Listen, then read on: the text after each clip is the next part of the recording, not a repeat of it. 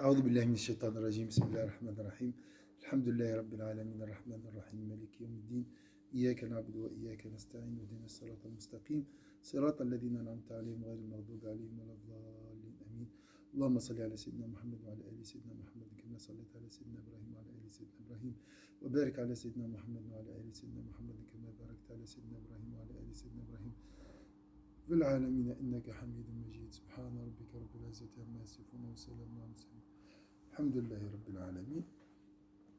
Voilà. Donc, on va voir ensemble, Inch'Allah, la suite de l'histoire de Sayyidina Muhammad sallallahu alayhi wa sallam. Voilà. La période mécoise. La période mécoise. Il y a deux périodes, la période mécoise et la période médinoise. Deux périodes dans la vie. La première partie a duré 13 ans. La deuxième partie, 10 ans. La première phase, la prédication secrète.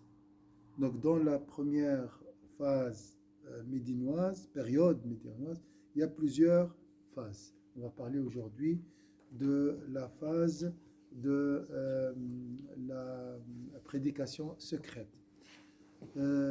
Nous savons maintenant que la Mecque était le centre religieux du peuple arabe. Ça, merci. Donc nous savons maintenant que la Mecque était le centre religieux des peuples arabes. Les habitants de la cité étaient des gardiens de la Kaaba et les protecteurs des idoles, garants de leur sacralité. Il est donc évident d'amorcer une réforme dans un tel lieu, s'annoncer plus ardue qu'en tout autre lieu reculé de la péninsule. C'est très difficile ici de réformer,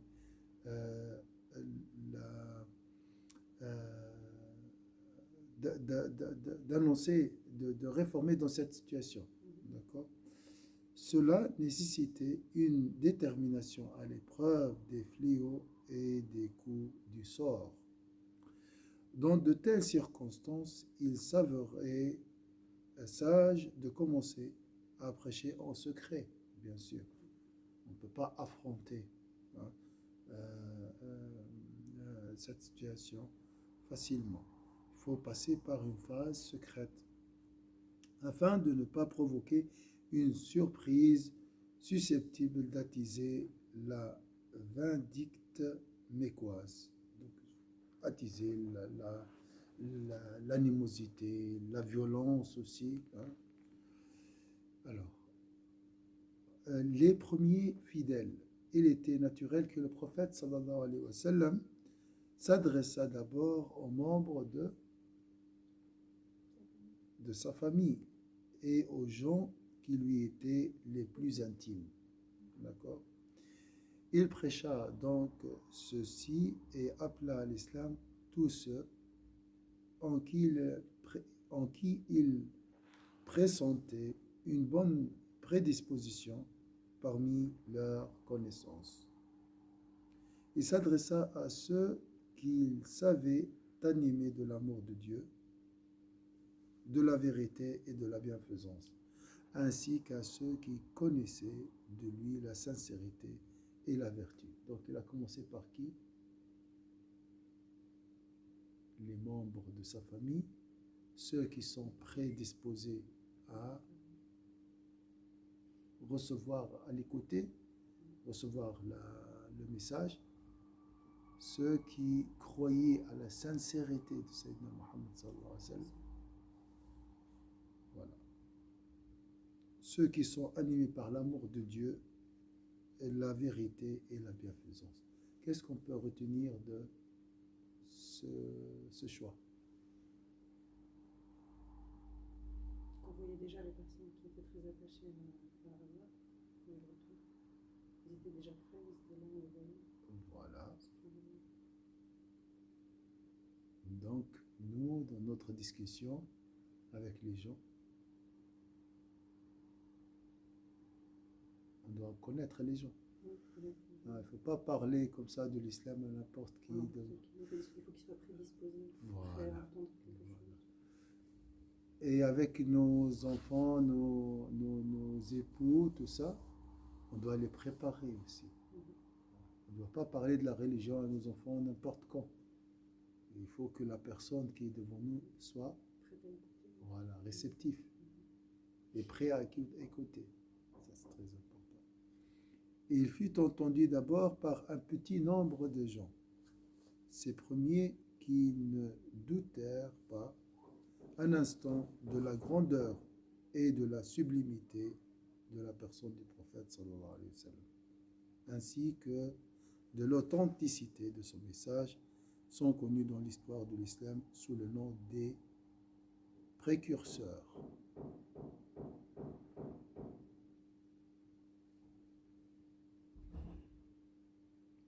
Alors les précurseurs, c'est pas les awali en arabe, les premiers.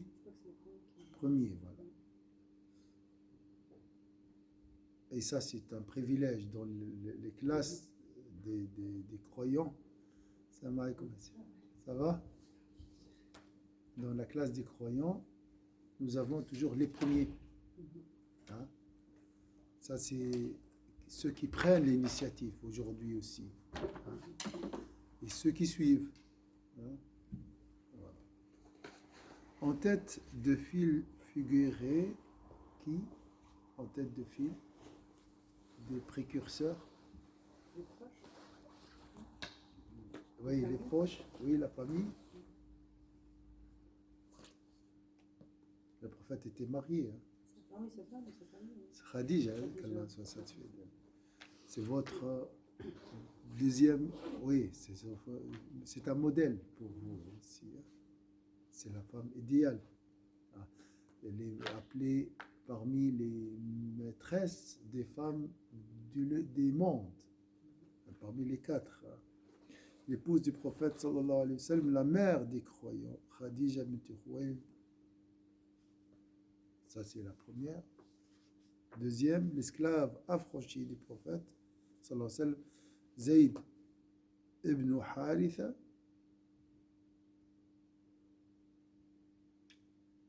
Le neveu du prophète, sallallahu alayhi wa sallam, c'est qui? Le neveu du prophète, sallallahu alayhi wa sallam. Le mari de Sayyida Fatima. Sayyidina Ali. Sayyidina Ali. Et je crois qu'il était le... Hein? C'est son cousin, non? Son cousin, oui, bien sûr, le fils de Sayyidina de Abi Talib. Oui, c'est juste. Abi Talib, c'est l'oncle. L'oncle du prophète, oui. Donc, Ali ibn Abi Talib, lequel était encore un jeune homme sous sa tutelle, et son très proche ami, qui, Sayyidina Abu Bakr as-Siddiq, ceux-là embrassèrent l'islam au premier jour de la prédication. C'est ça les précurseurs, les premiers.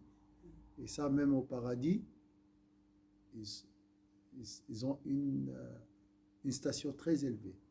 Les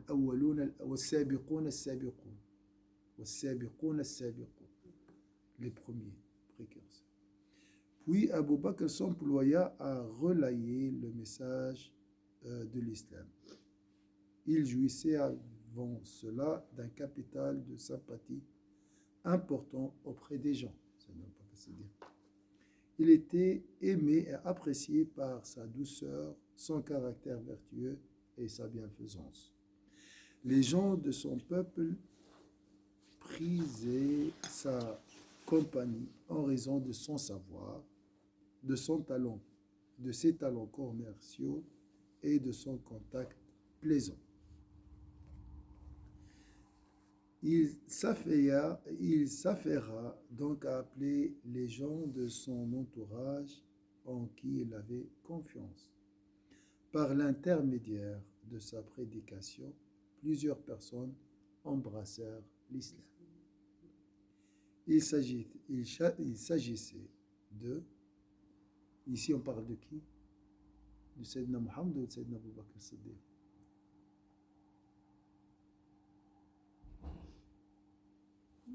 Sayyidina Abu Bakr as-Siddiq. D'accord? Il s'agissait, les gens, il était l'intermédiaire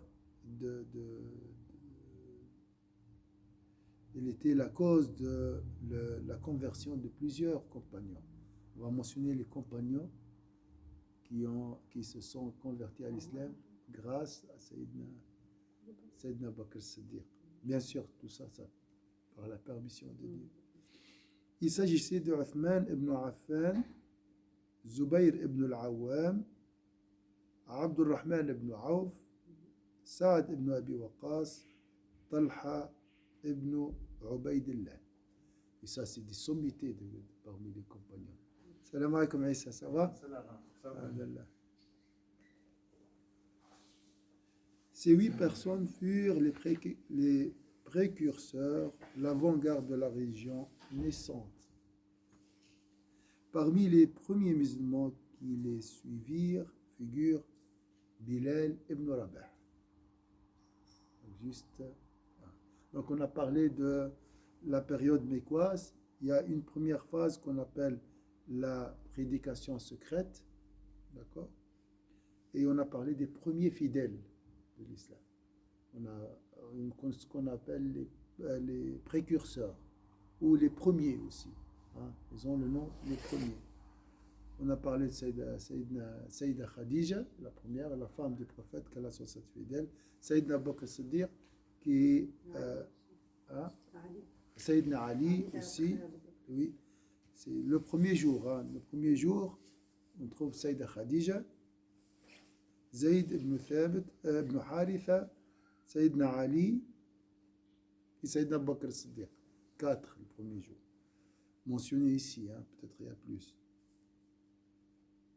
Ensuite, c'est le fils adopté du prophète sallallahu alayhi wa sallam.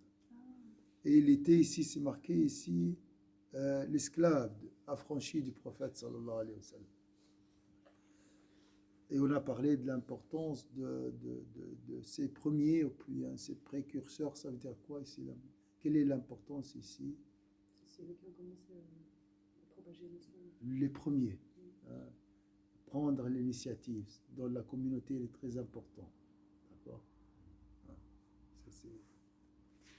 Et ça, c'est un rang, même au paradis, ils ont un rang très, très, très haut. Vint ensuite celui que l'on surnomma l'homme de confiance de cette communauté. Abu Ubaïda Amr ibn al-Jarrah. Abu Ubaïda, il décédera plus tard, je crois à l'année 16 Hijr, en Syrie, à cause de la peste. Donc à cause d'une pandémie comme aujourd'hui.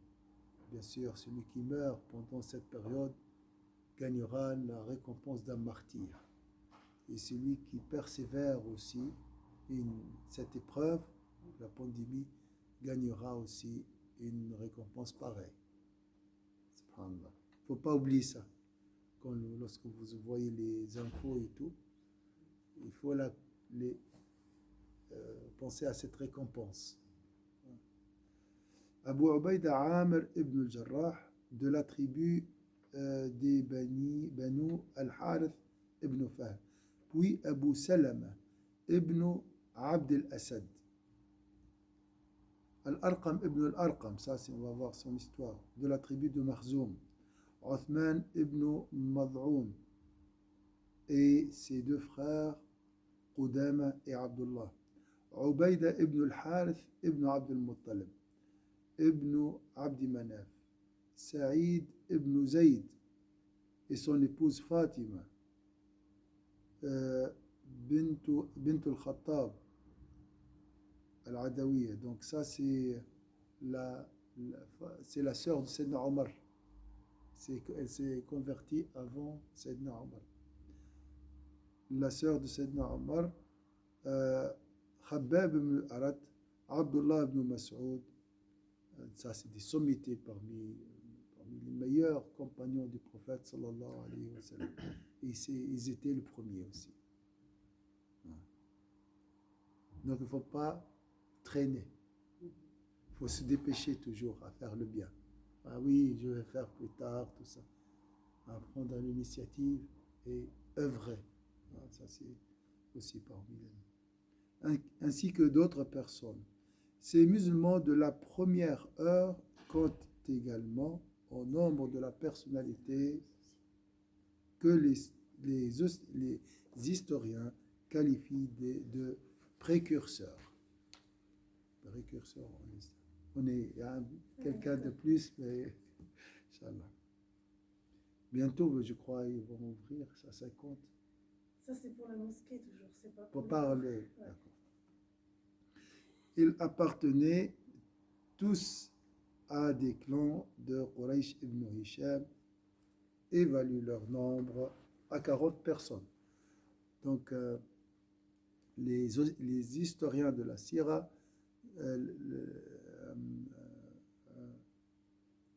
évaluent le nombre des premiers, les précurseurs, à 40 personnes.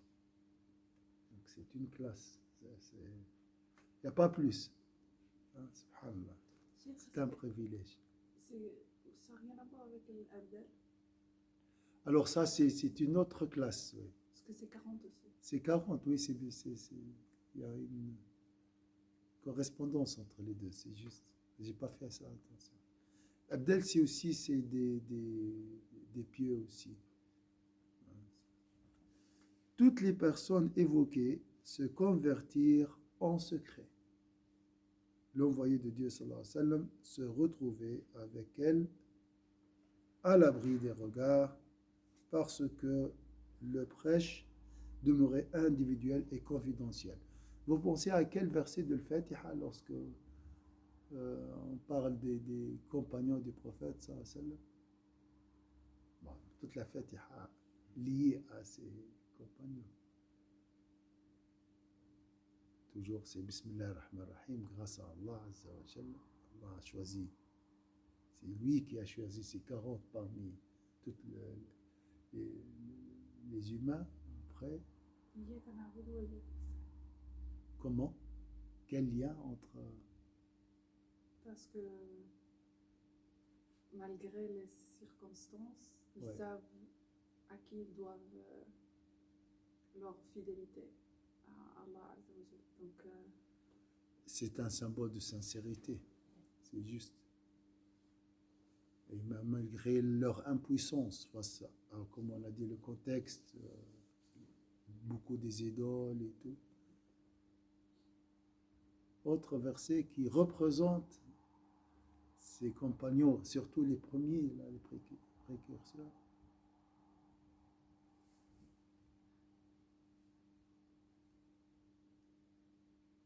Sirat al-ladina an'amta alayhim. Tu voulais dire ça.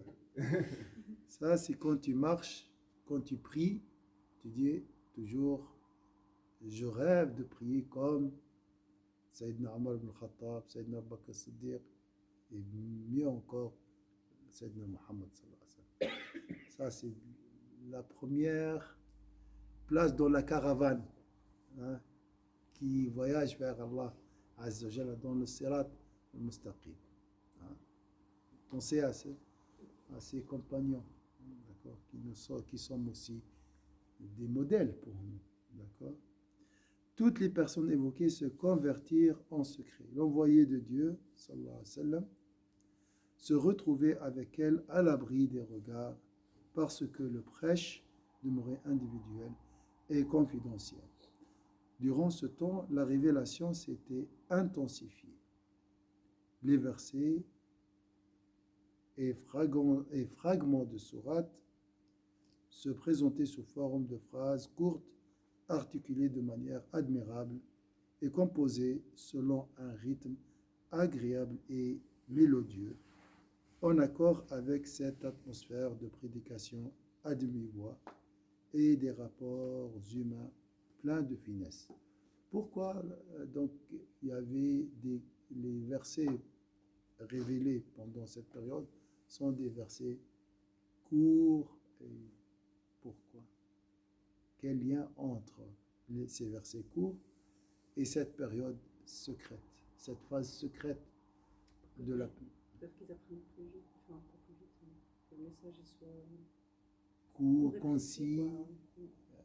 concise, la parole concise et directe. Hein. Oui. Quand tu parles en secret, tu ne dois pas parler trop, c'est vrai.